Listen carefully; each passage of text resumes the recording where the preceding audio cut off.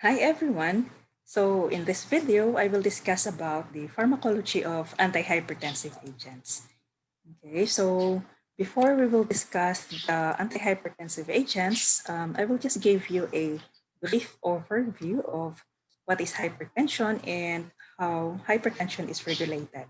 Okay, so what is hypertension, by the way? When we say hypertension, it is a condition where blood pressure is elevated. Okay, that is to an extent where clinical benefit is obtained from blood pressure lowering. So 90 to 95% of hypertension is considered primary hypertension or what we call essential hypertension. So what is this essential hypertension? So when we say essential or primary hypertension, it is a high blood pressure that doesn't have a known secondary cause. Kumbaga, wala siyang any disease or any underlying disease that cause in increase in blood pressure. Okay? And 5 to 10% of hypertension is what we call secondary hypertension. So in this type of hypertension, there is an underlying disease that results in increase in blood pressure.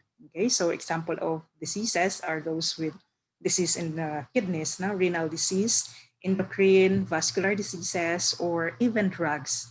Okay, so even drugs that can cause increase in blood pressure. Okay, so just recall, okay, so for the regulation of blood pressure is actually the product of cardiac output and the total peripheral resistance. Okay, so an increase in blood pressure may be a result if either of the two will increase, either if the cardiac output will increase or the total peripheral resistance will also increase. Okay, so in cardiac output, it will increase if there is an increase in stroke volume or an increase in heart rate, or maybe both.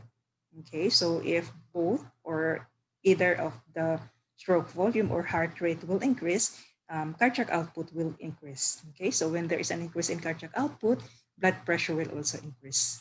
Okay, and also for the total peripheral resistance, when you say TPR or total peripheral resistance, it refers to the amount of force affecting resistance to blood flow throughout the circulatory system.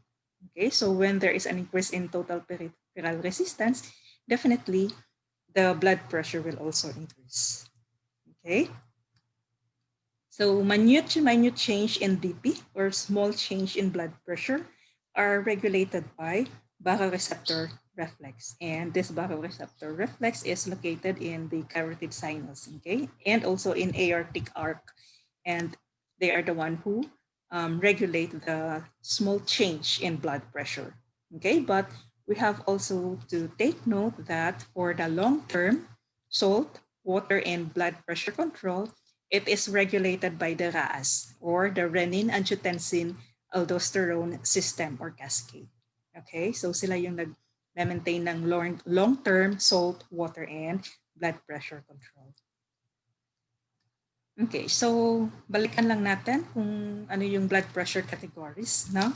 So when we say normal blood pressure, it is a pressure when the systolic pressure is less than 120 millimeters mercury and the diastolic pressure is less than 80 millimeters mercury. Okay, so if the pressure or the blood pressure of patient is under this one, it is considered normal. Okay, so it should be less than 120 millimeters mercury for the systolic and less than 80 millimeters mercury for the diastolic. Now, if the blood pressure of the patient is within, okay, so if the systolic blood pressure of the patient is within 120 to 129 millimeters mercury and the diastolic is less than 80, okay, so it is considered elevated blood pressure. So it's not normal, okay, so it is elevated. So take note, both, no? So if the systolic blood pressure is within this one and the diastolic is less than 80, okay? Now for the next category, we have hypertension stage 1. So in this category, the systolic pressure is within this range, 130 to 139 millimeters mercury, or the diastolic is 80 to 89. Okay? So when you say or, ibig sabihin, either each of this one, example, systolic pressure is mataas, although the diastolic is normal or below 80, less than 80, it's still considered stage 1. Okay? Or if the systolic is less than 120, but the diastolic is, let's say, 80 or 80, within this 80 to 89, it is considered stage 1 hypertension. Okay? So the next category is what we call hypertension stage 2. So for hypertension stage 2, the systolic blood pressure is 140 or higher, and or the diastolic blood pressure is 90 or higher. Okay, and for the hypertensive crisis, this is when the systolic blood pressure is higher than 180, and or the diastolic is higher than 120. Okay, so if in case, example, the diastolic blood pressure of the patient is higher than 120, although the diastolic is lower, still considered hypertensive crisis. Okay? Or baka ang systolic blood pressure lang niya is higher than 180, tapos yung diastolic niya is, let's say, less than 120, still considered hypertensive crisis. Okay? So I hope it's clear. Okay, now let's go to antihypertensive agents. Okay, and we have several class under this one. Okay, but for the goal of the therapy of these antihypertensive agents is to reduce elevated blood pressure. Okay, so we need to reduce the elevation of the blood pressure. So because ang side effect nito is ultimately this will lead to end organ damage. Okay. So for the first class or category, we have the diuretics. So diuretics, ang mechanism of actions nila is produce diuresis, okay, by inhibiting the reabsorption of sodium at different segments of the renal tubular system. Okay, so ang mechanism of action nila is to prevent the reabsorption of sodium. Okay, so once sodium is not reabsorbed back in the system, it will be excreted, okay, together with water. And once it's excreted, the extracellular volume will decrease, and this will result to lowering of the blood pressure. So under this, we have the thiazides, the loop, and the potassium-sparing diuretics. Okay, so in this picture, this is a picture of a nephron, if you remember. Okay, so we have the glomerulus here, and these are the tubules. Okay, so different sites of the tubules where the the diuretics act. Okay, so we have the carbonic anhydrase inhibitors, which act on the proximal convoluted tubule.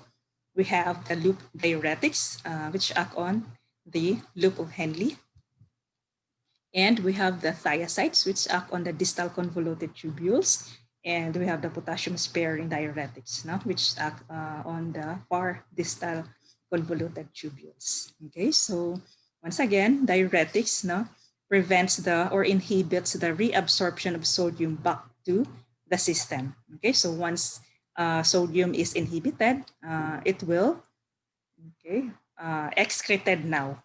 Okay, excreted in the kidneys together with the water. So once it's excreted, it will decrease the extracellular volume, and definitely it will lower the blood pressure, thus lowering the blood pressure.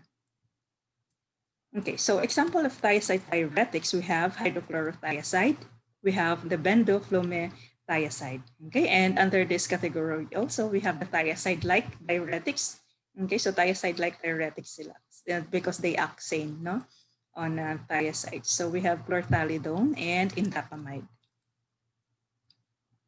Okay, so for the side effects of thiazides, we have the hypokalemia, hyponatremia, hypomagnesemia, hypocalcemia, hypercalcemia, hyperuricemia, hyperglycemia, and hyperlipidemia. Okay, so it means tataas yung calcium levels, yung uric acid, yung sugar, and also lipid, although mild cases lang. Okay, ang bababa is the potassium, sodium, at saka si magnesium. Magkakaroon ng hypokalemia kasi ine-excrete natin sila. Okay? So, ito yung action ng thiazides to excrete the sodium and nasama si potassium and si magnesium.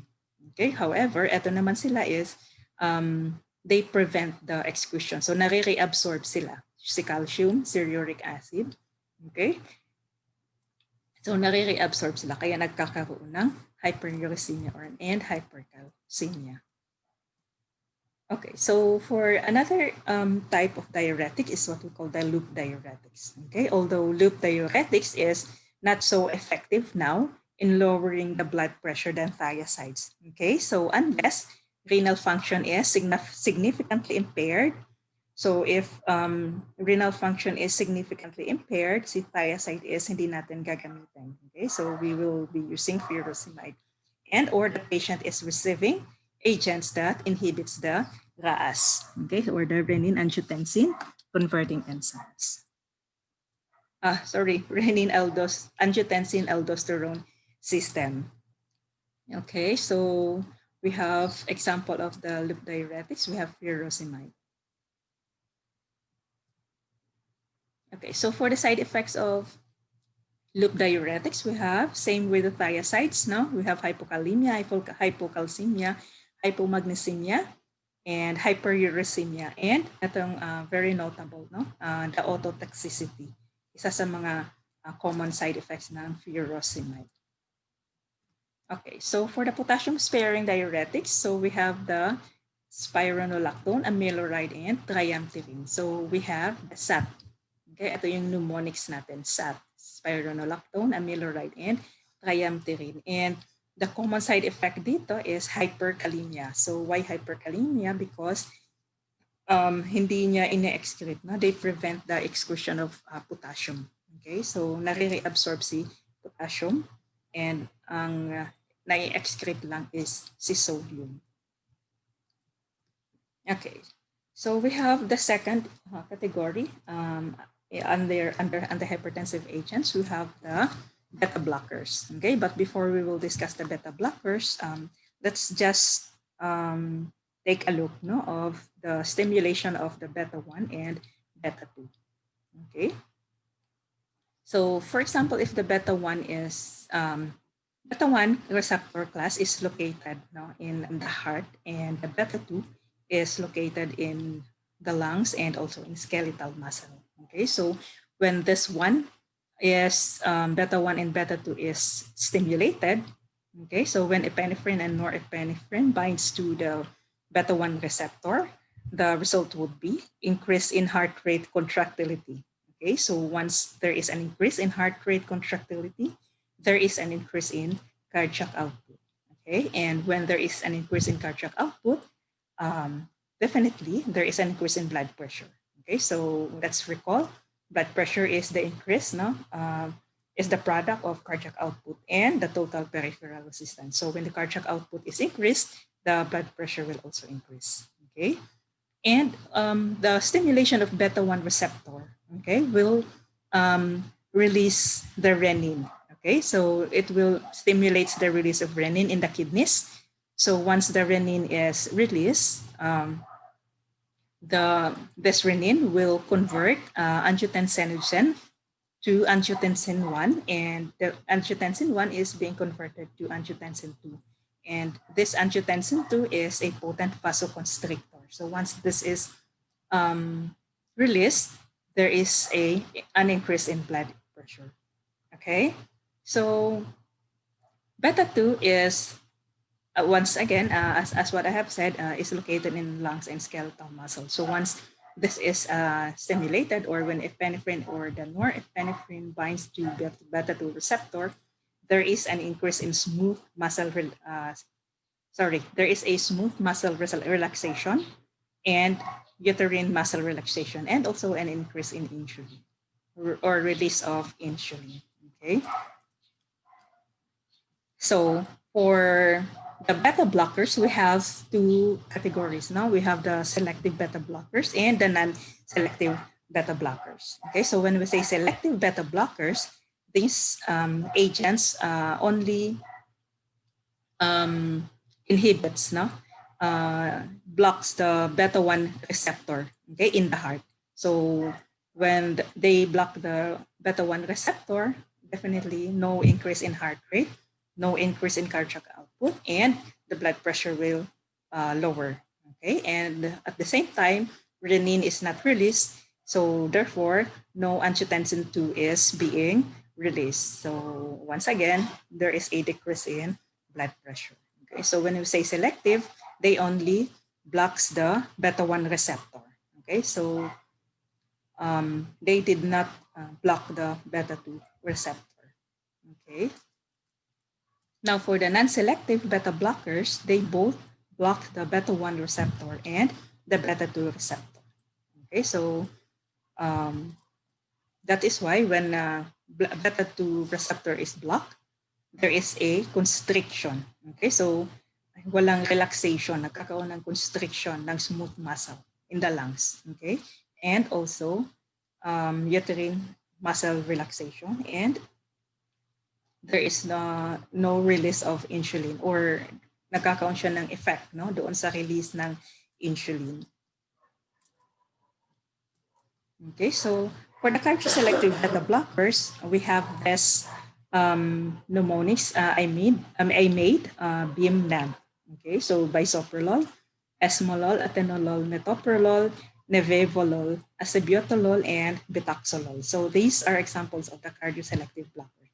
They block only the beta 1 receptor in the heart. Okay, so we also have non-selective beta blockers. Okay, so we have the propanolol, nadolol, pindolol, penbutolol, carvedilol, sotalol, labetalol, and timolol. Okay, so we have this mnemonics, PNP, Picasso LP. Okay, so ginawan ko lang yan ng mnemonics to help you memorize. No? So for those non-selective beta blockers. Okay, so the third antihypertensive agents is what we call the renin-angiotensin aldosterone system blockers. Okay, so under this, we have the ACE inhibitors and the angiotensin receptor blockers. Okay, so let's discuss first the renin-angiotensin aldosterone system. So how it works. Okay. For example, there is a renal ischemia or decrease in sodium in blood, or there is an increase in sympathetic tone. Okay, so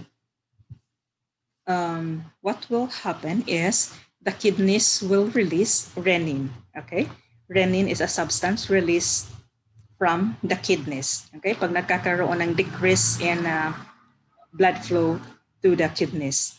So ang gagawin niya, mag-release siya ng renin. So this renin will help the conversion of angiotensinogen to angiotensin 1.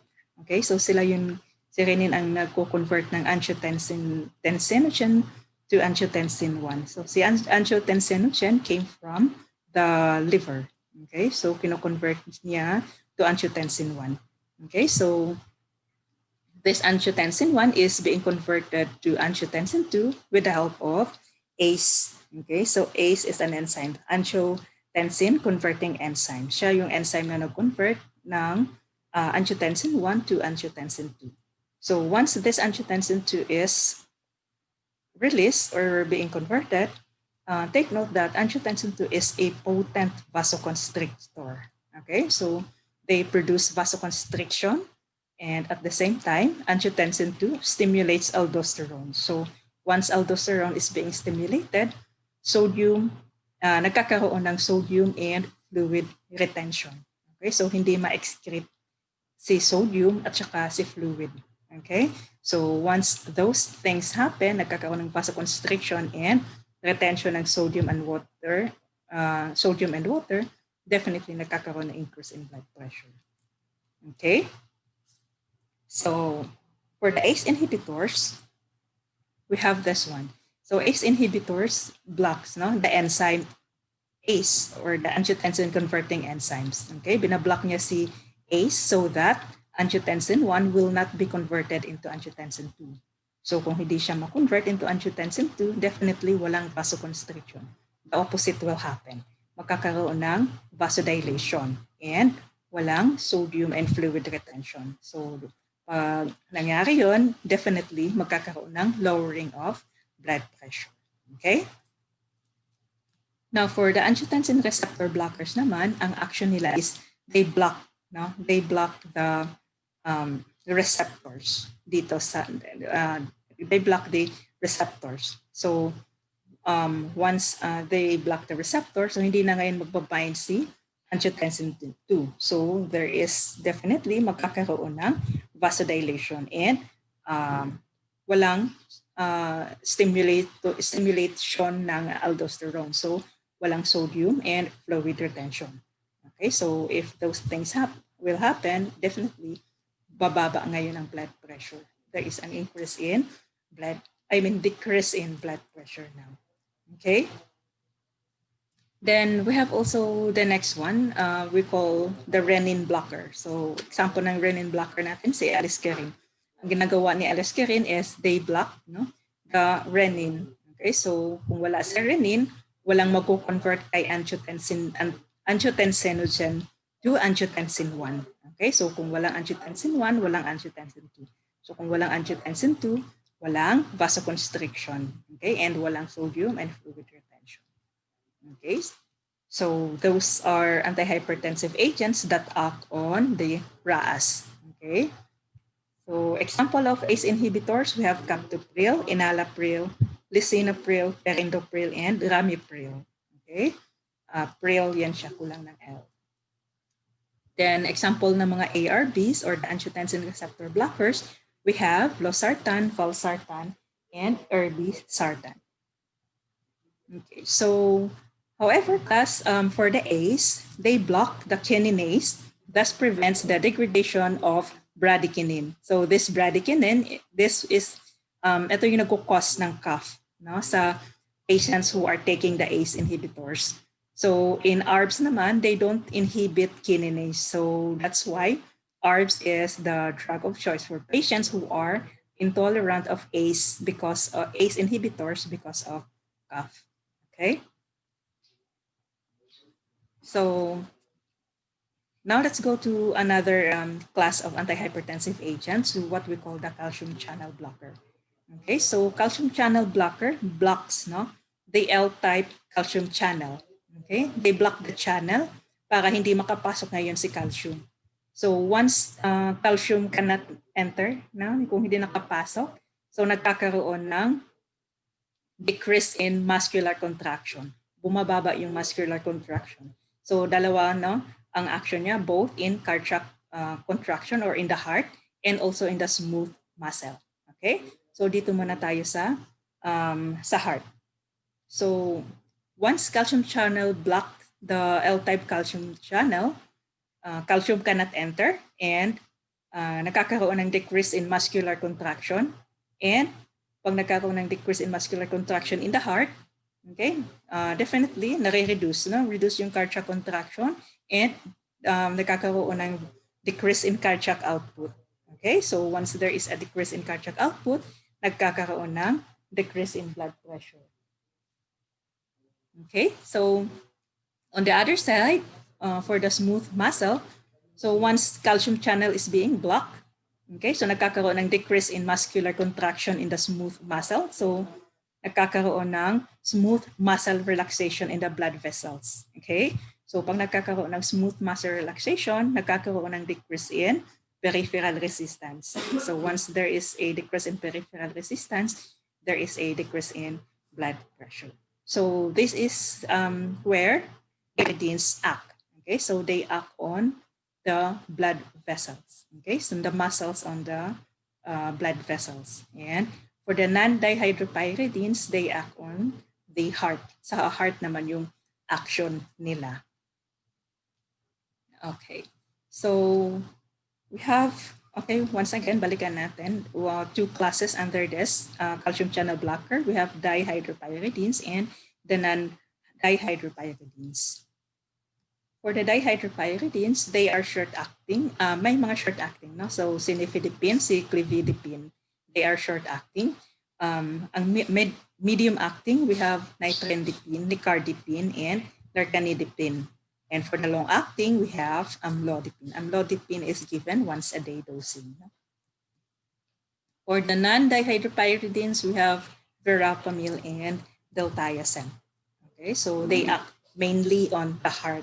Okay, so they decrease the contraction of the heart muscle. So once the heart muscle, contraction of heart muscle is decreased, nakakaroon ng decrease in cardiac output. So pag bumaba ang cardiac output, bababa na din ang blood pressure. Okay, so common adverse effects, we have edema, flushing, gum hypertrophy, especially sa mga dihydropyridines, and constipation. This is particularly for verapamil. Okay, so ang common na side effect ng verapamil is constipation. Okay, so we have other type of antihypertensive, what we call the alpha adrenoceptors. Okay, so they act naman no, on the alpha adrenoceptor blockers. Okay, so but before that, we will discuss first for the alpha adrenoceptors. So once norepinephrine binds to the alpha 1 and 2 receptors in the blood vessel, nagkakaroon ng vasoconstriction. Okay, so once there is a vasoconstriction, nagkakaroon ng increase in total peripheral resistance. Okay, so once there is an increase in total peripheral resistance, nagkakaroon ng increase in blood pressure.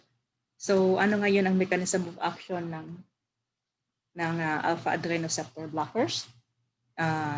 They block the alpha 1 and alpha 2 receptors in the blood vessels. Okay, so once they block the receptors, of course, walang vasoconstrictions. Ang result is nagkakaroon ng vasodilation. So once there is a vasodilation, bumababa yung total peripheral resistance. And pag bumaba ang total peripheral resistance, bababa ang blood pressure. Okay, so under this category, we have doxazosin, prazosin, and irazosin. So DPT, si DPT, yung mnemonics natin.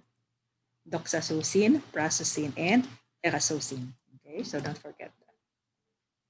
And we have also this centrally acting agent. Okay, so example of centrally acting antihypertensive agents are methyldopa and moxonidine.